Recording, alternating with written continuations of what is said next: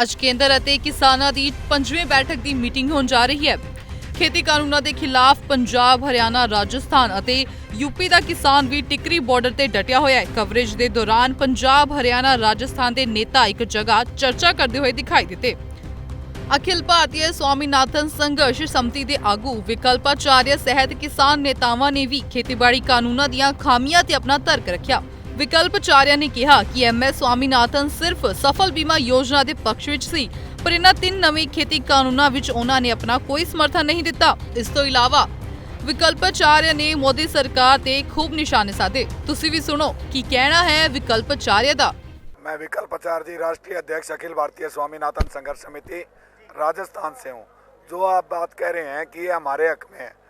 प्रधानमंत्री मोदी की कोई भी योजना देख लीजिए, स्वच्छ भारत, चाहे गैस की योजना हो, चाहे डिजिटल इंडिया हो, उन सभी के बड़े बड़े होर्डिंग देश में लगे, मोदी की फ़ोटो लगी। चाहे गैस की व्यवस्था की प्रणाली हो, 4 जून को ये अध्यादेश रिलीज़ हुए। जम्मू कश्मीर से लेकर केरल तक, तमिलनाडु तक, इधर राजस्थान से नागालैंड तक एक भी होर्डिंग नहीं लगा। इसकी असलियत और सच्चाई लोगों को ये लोग गुमराह करने की कोशिश कर रहे हैं। जब देश में कोरोना आया तो देश की GDP जो है -25% गई। केवल एग्रीकल्चर की GDP थी वो +4.25% आई, जिससे कॉरपोरेट घराने अंबानी और अडानी ने मोदी को कहा, जो लोग सरकार चलाने वाले हैं, कि खेती एकमात्र ऐसा धंधा है जो कभी भी ख़त्म नहीं हो सकता, इस पर हमारा कब्जा नहीं है, इस पर हमारा कब्जा कराइए। किसानी और खेती पर कब्जा कराने के लिए ये तीनों अध्यादेश लाए गए और मजबूरी में कोरोना काल में संसद में बिना कोई प्रश्नकाल के इनको पास कराया गया। कहीं भी इनका जिक्र, अगर ये किसान हितैषी इतने थे, आपने बिहार चुनावों में इनका जिक्र नहीं किया। आप हरियाणा पंजाब के अंदर रैली करते मोदी जी, बताते कैसे किसान हितैषी है।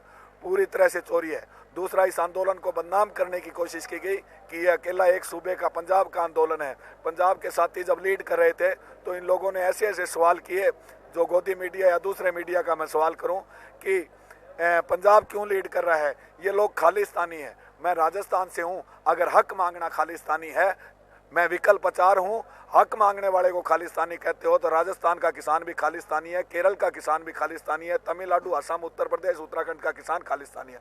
हम यहाँ अपनी ज़मीन और अपनी खेती को बचाने आए हैं।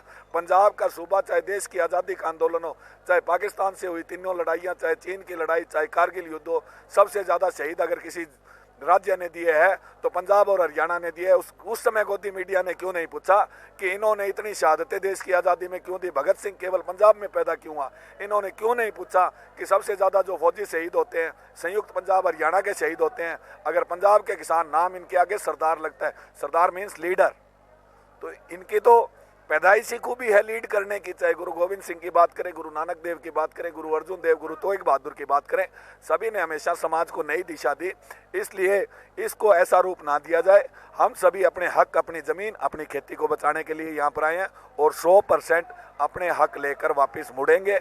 आज मोदी कब भी मान जाए, मोदी को मानना पड़ेगा, क्योंकि देश की 67% पॉपुलेशन हम किसानों की है और आप लोग जो बचे हुए 33% है, हमारा पैदा किया हुआ अनाज, हमारा भैंसों का दूध, हमारे फ्रूट का जूस, आप लोग जो भी दैनिक उपयोग में चीज़ें इस्तेमाल करते हैं, भगवान किसी ने नहीं देखा, लेकिन आज सुबह पहली जो रोटी का टुकड़ा खाते हैं वो किसान का दिया हुआ है। रात को जो आखिरी दूध का गिलास पीते हैं वो किसान का दिया हुआ। धरती पर अगर कोई भगवान है तो वो किसान है, ना उसकी कोई जाति है, ना उसका कोई धर्म।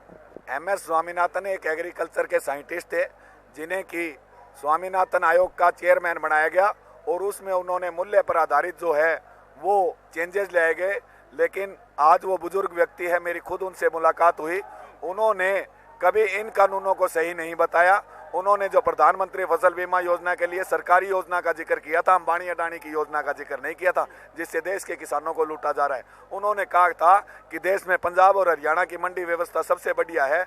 देश में ऐसी मंडियां, 60,000 मंडियों की और ज़रूरत है। वो 60,000 मंडियां सरकारी न करके पंजाब और हरियाणा की मंडियों को ये लोग कॉरपोरेट के हाथों में दे रहे हैं। तो ये निश्चित तौर पर उनसे दबाव में दिलाया गया बयान है। और मोदी, जिन्होंने 2014 में रेवाड़ी में पहली रैली चुनाव प्रचार की हुई थी हरियाणा के अंदर, कहा था मेरे प्रधानमंत्री बनने के बाद मैं पहली कलम से सुप्रीम कोर्ट के स्वामीनाथन रिपोर्ट लागू करूंगा। उसके बाद उन्होंने 2 साल बाद सुप्रीम कोर्ट में हलफनामा दिया कि हम स्वामीनाथन की रिपोर्ट लागू नहीं कर सकते। तो इनकी किस किस बात पर भरोसा करोगे? क्या 15 लाख रुपए आगे? क्या जो काला धन था वो देश में वापस आ गया? क्या नोटबंदी से गरीब को फायदा हुआ? क्या इन्होंने कहा था ताली थाली बजाने से कोरोना भाग जाएगा, कोरोना भागा?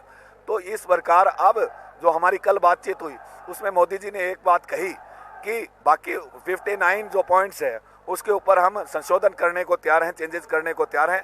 केवल जो एमएसपी है, मैं कह रहा हूँ, मेरी जुबान है, एमएसपी नहीं जाएगी। अरे तू आज देश का प्रधानमंत्री है, परमात्मा ना करे 15 दिन बाद, महीने बाद, 2 महीने बाद मर जाओ है, फिर कोई नया प्रधानमंत्री बनेगा, वो कहेगा वो तो उसने किया था, कोई लिखित कागज है तो दिखाओ। हमारे पास लिखित डॉक्यूमेंट नहीं होगा तो हम तो मोदी जी को ये कह रहे हैं ना, आप लिख के दे दीजिए। ਚੜ੍ਹਦੀ ਕਲਾ ਟਾਈਮ ਟੀਵੀ ਲਈ ਦਿੱਲੀ ਟਿਕਰੀ ਬਾਰਡਰ ਤੋਂ ਡਾਕਟਰ ਕੇ ਸੰਧੂ, ਸਤੀਸ਼ ਕੁਮਾਰ, ਸੰਦੀਪ ਰੋਹਿਲਾ ਦੀ ਰਿਪੋਰਟ। ਸਬਸਕ੍ਰਾਈਬ ਕਰੋ ਚੜ੍ਹਦੀ ਕਲਾ ਟਾਈਮ ਟੀਵੀ ਨੂੰ ਤੇ ਲੇਟੈਸਟ ਅਪਡੇਟ ਪਾਉਣ ਲਈ ਪ੍ਰੈਸ ਕਰੋ ਬੈਲ ਆਈਕਨ।